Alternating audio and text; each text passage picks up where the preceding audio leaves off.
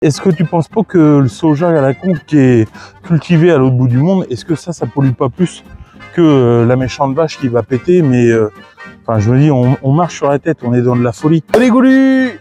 Aujourd'hui, qu'est-ce qu'on fait? Soleil magnifique en Normandie. On prend avec nous un panier et un couteau. Et je sais bien ce que vous dites, tiens, lui, il va aller nous ramasser des champignons. Eh ben non, on va pas aller aux champignons. Moi, ma Lolo, elle m'interdit que de lui ramener des champignons. D'ailleurs, je sais même pas trop pourquoi elle m'interdit ça, mais bon, je sais pas. Blague à part, on va aller au pissenlit aujourd'hui. On va aller faire un truc que j'adorais faire quand j'étais gamin et que j'y allais avec mon père.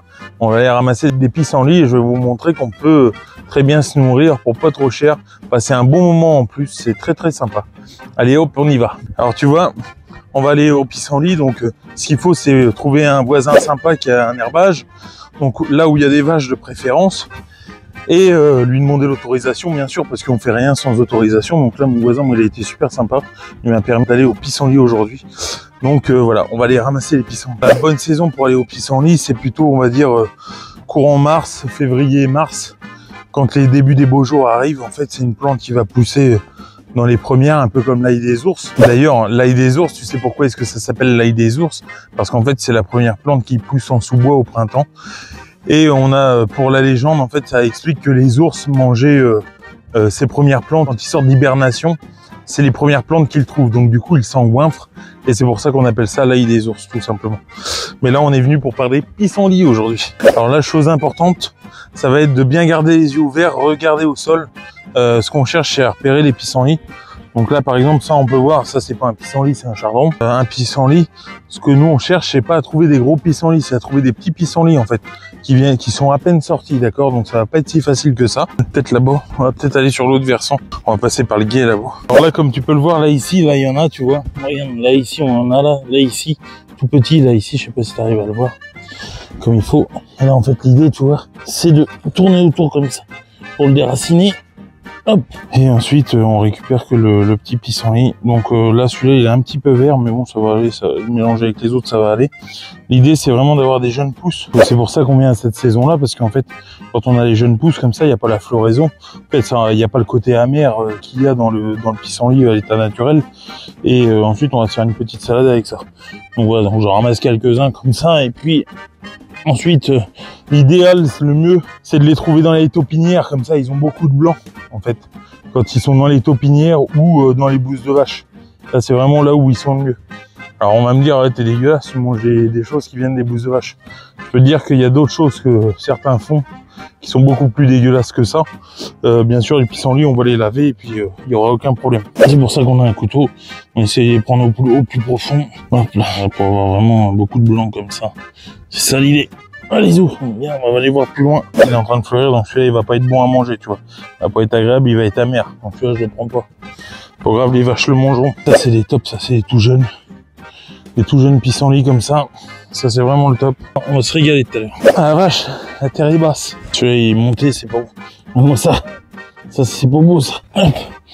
Non, ça merde, j'ai coupé un peu court. Et tu vois, ça, c'est vraiment le top, là. Donc là, bien sûr, on va trier hein, les herbes et tout. Mais là, ça, c'est beau. Ça, c'est du pissenlit tout neuf. Quand tu vois ça, une petite cueillette comme ça, c'est quand même sympa. Moi, je me rappelle, avec mon père, quand on était gamin, si tu veux, nous, on vient d'une famille où voilà, c'est plus que modeste, j'ai envie de dire. Hein, c'était même proche de la pauvreté.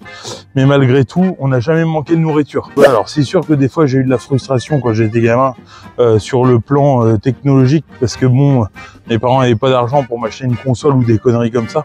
Aujourd'hui, j'en suis fier parce que du coup, je me dis que grâce à ça, eh bien, j'ai pu apprendre toutes ces connaissances-là.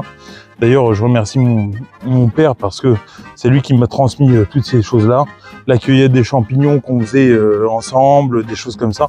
Et ça, c'est quelque chose que tu peux pas avoir autrement que par la transmission. Donc voilà, donc tu vois, c'est ce que je veux dire aussi, c'est que bah, des fois, t'as pas besoin de forcément être riche pour bien manger. Bien manger, ça passe aussi par la connaissance de ce qu'on peut manger. Ça passe par la cueillette, par des choses comme ça. Par la culture, parce qu'on peut se faire aussi un bon potager chez soi ou quoi. Mais tout ça, c'est sûr, ça demande un certain effort. Un effort physique ou quoi pour le faire. J'ai rien contre eux, mais si tu veux, quand des fois j'ai des leçons d'écologie par des gars un peu frêles si je peux dire, qui sont bons qu'à se balader en trottinette. Si tu veux, j'ai envie de leur dire, je vous emmerde. Et puis alors, tu vois, à chaque saison, c'est plaisir parce que là, on est à l'approche du printemps.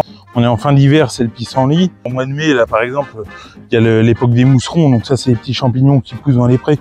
Rien à voir avec le petit rose ou quoi qui vient plus tard dans la saison. À chaque époque, a ses plaisirs. En fait, si tu veux, la nature, elle est bien faite. Moi, demain, tu me lâches, peut arriver une catastrophe ou quoi, je peux te dire, je vais pas me laisser mourir de faim. Je chasse, j'ai une connaissance un petit peu de la nature. Je vais réussir à m'en sortir. Il y en a d'autres, je pense que ça va être plus compliqué pour eux, quoi. Ça, si tu veux, tu peux pas en avoir. Si ta terre elle est polluée, si c'est de la merde, tu peux pas en avoir. Mais à un moment donné, c'est comme le cresson de fontaine là qu'on ramassait quand j'étais gamin. Eh bien aujourd'hui, t'en as quasiment plus parce que les cours d'eau ils sont tous plus ou moins pollués. Et du coup, moi ça me fait de la peine quand je vois ça. C'est dommage parce qu'il y a des bonnes choses comme ça qui vont se perdre et ce n'est que le début, quoi. Alors tu vois, quand des fois on dit les vaches, si tu veux, elles sont responsables de gaz à effet de serre. Alors moi j'aimerais bien qu'on me dise oui, elles sont responsables de gaz à effet de serre, c'est fort possible. Mais regarde ce que ça rapporte aussi. Quand tu vois des belles prairies comme ça là, et que tu vois avec un biotope comme ça qui est vraiment unique, parce que du coup t'as plein de pousses différentes, t'as plein d'espèces de plantes différentes qui elles vont réussir à créer de l'oxygène. Je me dis, est-ce que tu penses pas que le soja à la con qui est cultivé à l'autre bout du monde, est-ce que ça pollue pas plus que la méchante vache qui va péter? Mais enfin, je me dis, on marche sur la tête, on est dans de la folie. Alors là, tiens, regarde, là, ça c'est vraiment le top, tu vois. Quand t'en vois juste les petits bouts dépasser comme ça, c'est que là, tu sais que déjà, ceux-là, ils vont être beaux. C'est ceux-là qu'il faut aller chercher plus pour faire une salade. Regarde-moi ça, comment c'est beau ça. Ça, c'est extra. Tiens, il y a un verre. Regarde, c'est ça qu'on veut. Hop. Bon, bah là, tu vois, c'est pas mal. On a fait une petite cueillette qui est sympa. On va pas en cueillir plus, ça sert à rien. Ça m'a pris, allez, quoi, on va dire 30 minutes, je suis descendu de la maison à pied. Il n'y a pas besoin d'y passer l'après-midi. Hein. Tu vas en ramasser un petit peu. Là, après, on rentre, on va faire les œufs mollets, une échalote, une bonne vinaigrette, et puis c'est parti.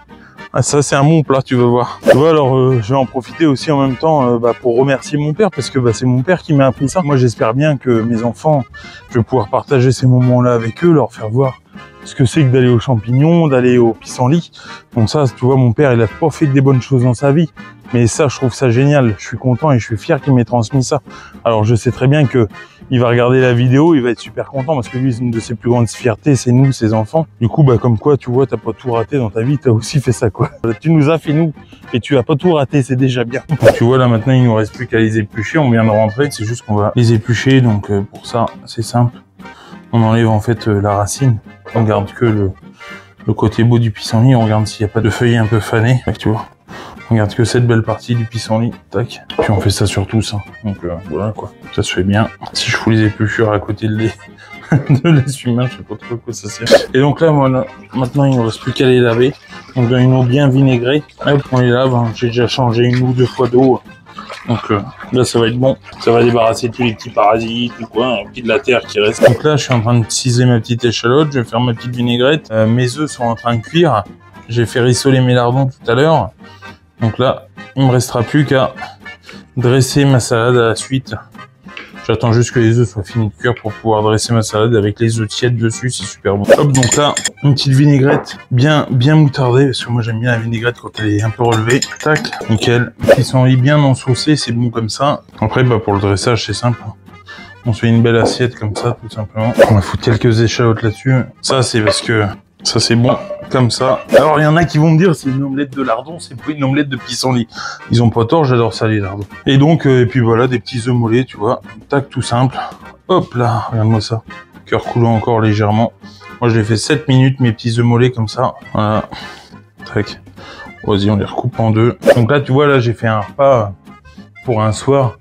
Je vais dire en tout et pour tout, si ça m'a coûté 4 € pour deux, c'est tout quoi, c'est le bout du monde. Donc là, je suis content de manger ça. Parce qu'en plus, au-delà d'être bon, c'est quand même une salade riche en souvenirs.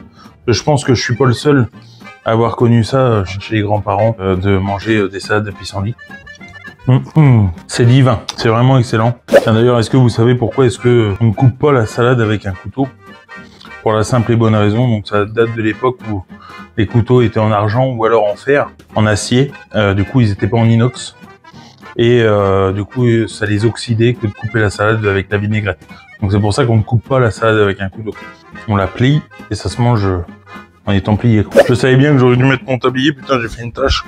Bon bah comme on dit, quand c'est bon on s'en met partout. Moi je vous dis Lisoubok, à plus.